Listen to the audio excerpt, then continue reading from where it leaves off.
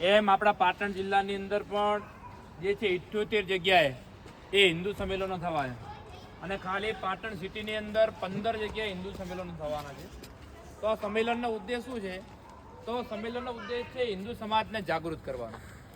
એટલે જાગૃત એટલે કઈ રીતનો કે ભાઈ આપણે બધા એક છીએ, આપણે બધા ભારત માતાના સંતાન છીએ. એટલા માટે ભાઈ સંસ્કૃતિ સબકી એક ચિરંતર, ખૂન રગો में हिंदू है, વિરાટ સાગર સમાજ અપના, હમ इसके એક બિંદુ है. એટલે તમે જો હિન્દુ સમાજ વિશાળ છે પણ આપણે એના બિંદુ છે. અલગ અલગ જ્ઞાતિ હશે આપણી, કોઈ બ્રાહ્મણ હશે, પટેલ હશે, દરબાર હશે, ઠાકોર હશે, પણ મૂળ તો આપણે કેવા છીએ? હિન્દુ છીએ. આપણે આઈડેન્ટિફાઈ એ હિન્દુ નહીં છે, કારણ કે આપણી એલસીમાં પહેલું શું આવે? હિન્દુ આવે, પછી બીજી જ્ઞાતિ આવે. તો આ પ્રકારના જે છે હિન્દુ સમાજને જાગૃત કરવા માટેના એ હિન્દુ સંમેલનો થઈ રહ્યા છે. એમ આપણી વસ્તીનું, આપણે પદમનાથ વસ્તી કહેવાય, એ પદમનાથ વસ્તીનું હિન્દુ સંમેલન તારીખ 22/2/2026 રોજ એ પદમનાથ જે છે એની બંબો જે છે નેડિયું, એની આગળ જે સ્વામિનારાયણ મંદિર છે અને સરદાર પટેલ શાક માર્કેટ છે, એ સરદાર પટેલ શાક માર્કેટ જે છે એ ત્યાં આ સ્થાન પર આપણું હિન્દુ સંમેલન થવાનું છે.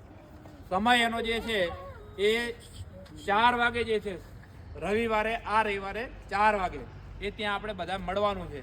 સ્વામિનારાયણના જે છે એ સંત એ આપણને આશીર્વાદ વચન આપવા માટે પણ પોતે પધારવાના છે.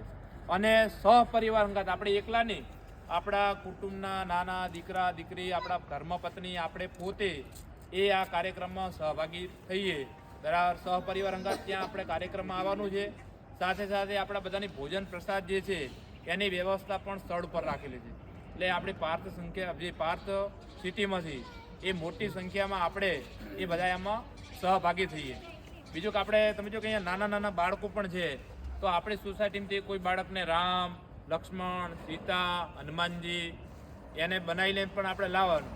અને બીજું કે દીકરીઓ છે, એ દીકરીઓને ચણિયા ચોરી અથવા છે નવરાત્રિમાં આપણે કોઈ એને પરંપરાગત આપણો વેશ પહેરાવીએ છીએ, એ પોતે ચણિયા ચોરી પહેરીને એ દીકરી પણ પોતે ઉપર કળશ મૂકી અને આપણે સોસાયટીમાંથી આપણે એવી યોજના બનાવી કે ભાઈ રવિવારે 22 તારીખે 3 વાગે અહીંયા સોસાયટીના નાકે બધા અથવા આ જગ્યાએ મળે અને આખી સોસાયટી સાથે મળીને જ આ કાર્યક્રમમાં આવે. એના માટે કોઈ આપણે સાધનની વ્યવસ્થા કરી હોય તો સોસાયટીમાં તમે જે નક્કી કરો એ, અને બધાની જાણકારી માટે કે તમારી સોસાયટી તરફથી જે ભોજન પ્રસાદની અંદર જે મહાપ્રસાદ રહેવાનો છે એમાં તમારો પણ ભાગીદારી રહેવાની છે આખી સોસાયટીની. અત્યારમાં બળદેવીની બધા ઊંઘરાવા માટે ચાલુ છે ઊંઘરાવા. તો આપણે એ પ્રસાદી પણ આપણે સમરસ એ ભોજન આપણે બધા કરવાનું છે. તો આપણને બધાને એક જાહેર આમંત્રણ, ખુલ્લું આમંત્રણ છે બરાબર. તો આપણે બધા એમાં સહભાગી થઈએ બરાબર. એટલે ટાઈમ કાઢીને 2 થી 3 કલાક છે બરાબર. 2 થી 3 કલાક આ કાર્યક્રમ ચાલશે. તો આપણે બધા એમાં આવીએ અને એ દિવસે આપણે કોઈ બહાર જવાનો કાર્યક્રમ હોય તો બંધ રાખીએ. કારણ કે આજે અમે જો કેટલા વર્ષ પછી 2007માં આ પ્રકારનું હિન્દુ સંમેલન થયું હતું, હવે આ પ્રકારનું હિન્દુ સંમેલન થવા જઈ રહ્યું. આપણે થોડોક સમય કાઢીને પણ આપણે આ કાર્યક્રમમાં બધા આવીએ બરાબર. આ કાર્યક્રમમાં કાર્યક્રમ પણ છે.